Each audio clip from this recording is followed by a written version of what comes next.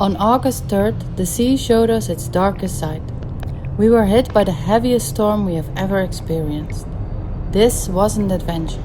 This was survival. And this is our story.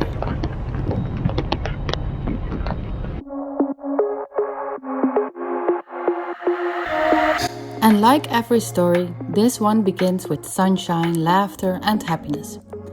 It's July in Croatia. Our friends Suze and Ramon are visiting with their young children. And after a month of intense, exhausting work on the refit of our Luna, it's finally time to enjoy life again. Life on the boat is made of incredible highs and very deep lows. And that's exactly what you'll see in this 41st episode. We are a family of 4, living at sea. We left our stability behind, and from the water we live wherever the wind takes us. And wherever work calls. Because Kai is a true innovator. He developed his own yacht software and turned Luna into a smart ship, where almost everything can be controlled at the push of a button. Something every captain dreams of. I'm Daniela. I focus mainly on the care and education of our children. And at the same time, I'm navigating life with my endometriosis diagnosis and the impact it has on my body and energy. Our sweet kids, Louis and Bo, are our little rays of sunshine. And of course, there's a small but mighty troublemaker, Ollie. All of us living together aboard Luna.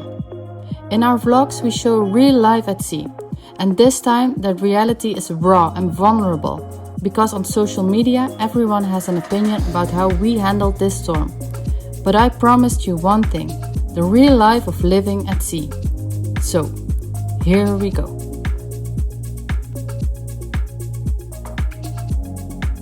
A normal day on board, the kids playing happily while we enjoy the slow, indulgent rhythm of life at sea.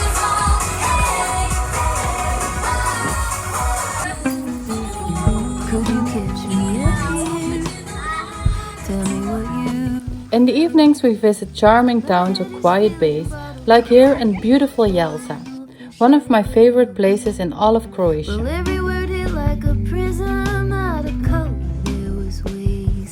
During the day we move from anchorage to anchorage, and this time Suze and Ramon were lucky enough to spot dolphins. No matter how often it happens, it never stops feeling special. Loekie, kijk! Hier is hij!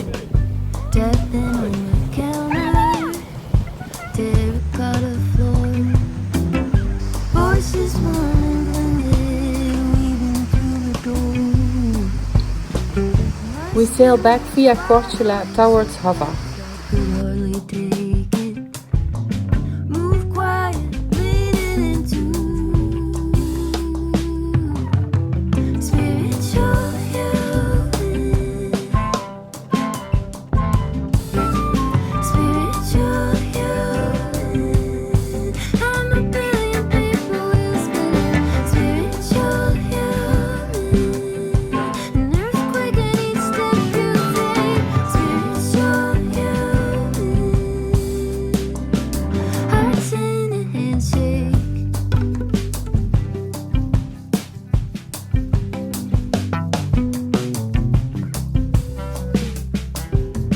And eventually drop anchor near the Pakleni Islands.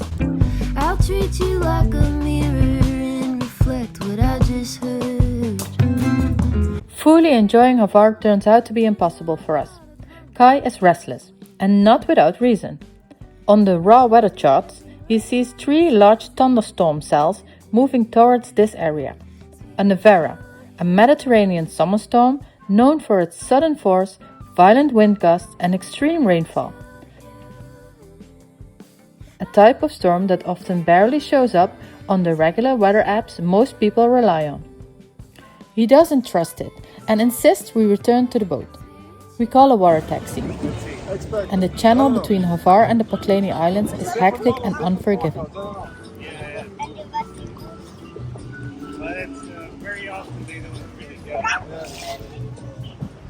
Once back on board, Kai immediately starts preparing the boat.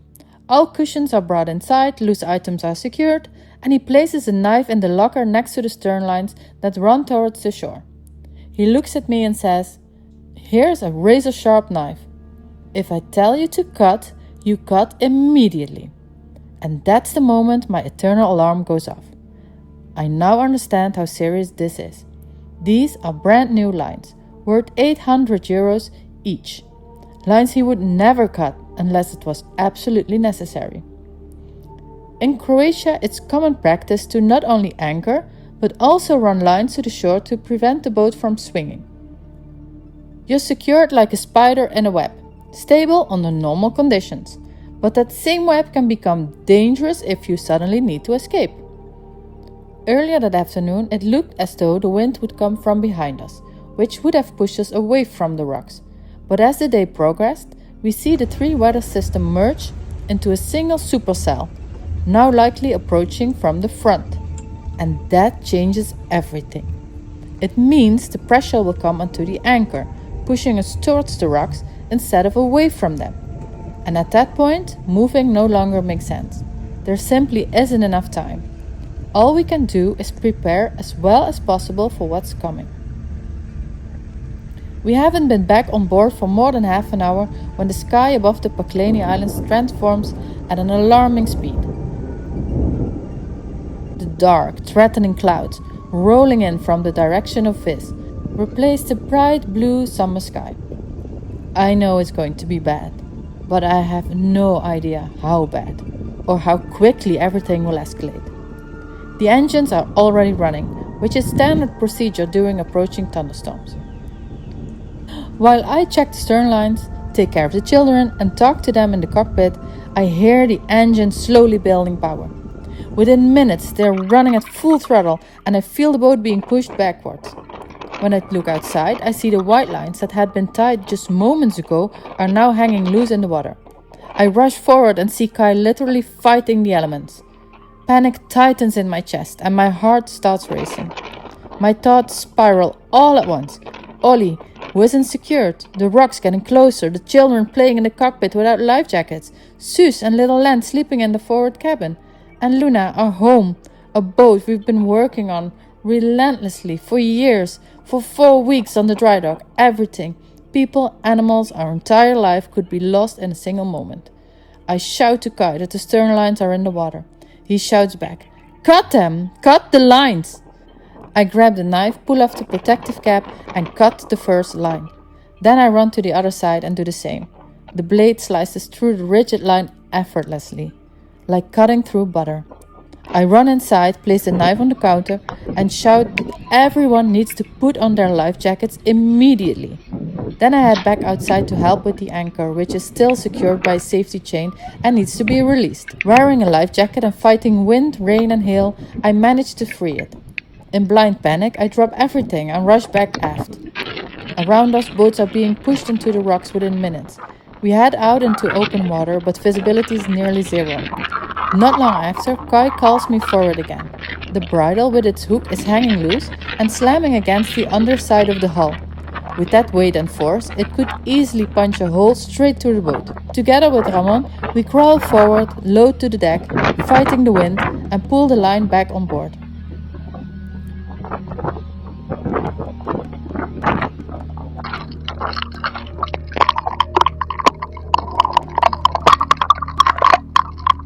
Life at sea is his dream and he has taken that dream extremely serious, through education, preparation and responsibility.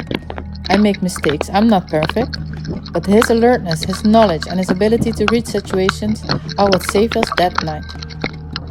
Kai is navigating entirely by radar and sound. All around us, foghorns echo through the darkness. He shouts for me to place a phone and a VHF radio in the microwave to protect them from lightning, and asks me to bring him a diving mask so he can see anything at all. At the same time, I try to reach a close friend on shore, just so someone knows we're in serious trouble. We have 4 small children, 4 adults, and a dog on board.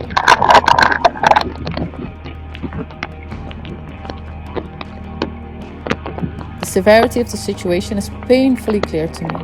I'm frozen with fear and adrenaline, while the children remain unaware, quietly watching their iPads. The storm lasts about an hour, but it feels like 3.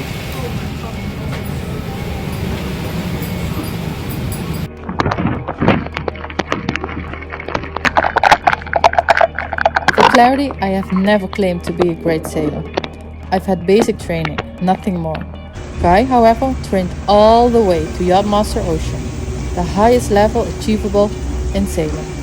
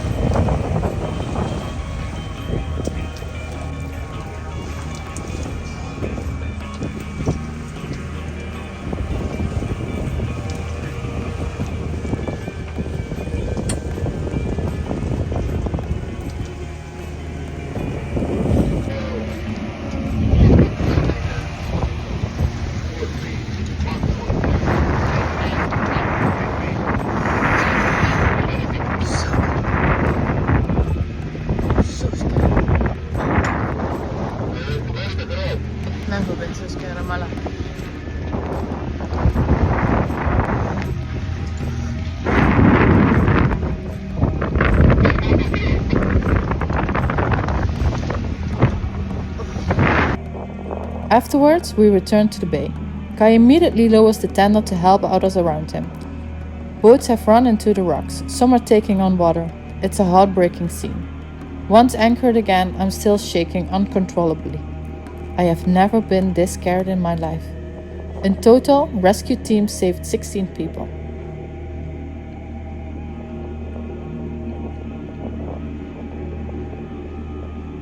Later, I share a short video of the storm on Instagram.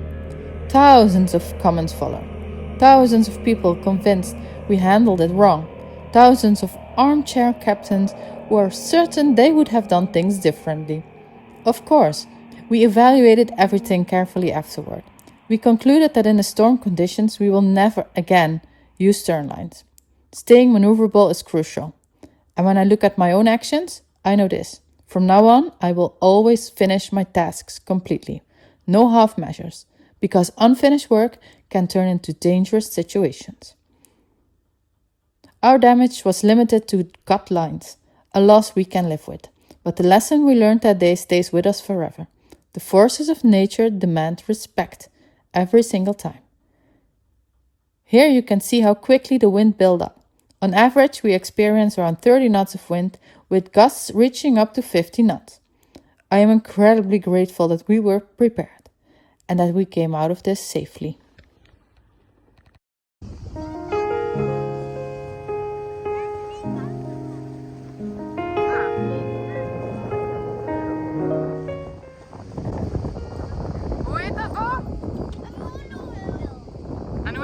After the storm, we slowly pick up again.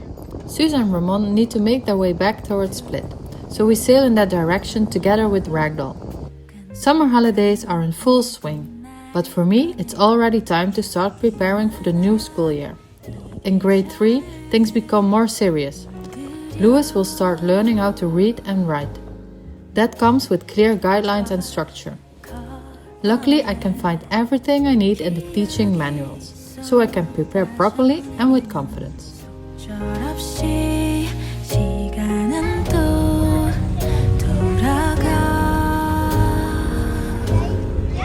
We arrive in Split, a beautiful city full of history, a place we visited many times before. Here we recreated a photo we took years ago, which I personally find pretty special. The city is strongly shaped by its connection to Game of Thrones. And Ollie, of course, he can't resist chasing after the girls.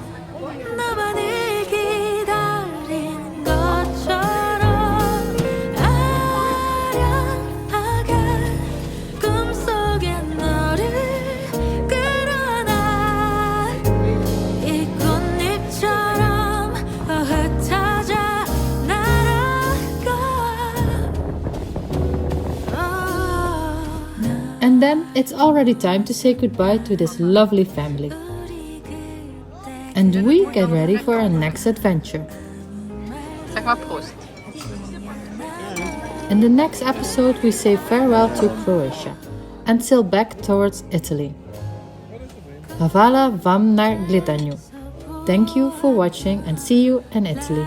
Arrivederci. With love from Luna.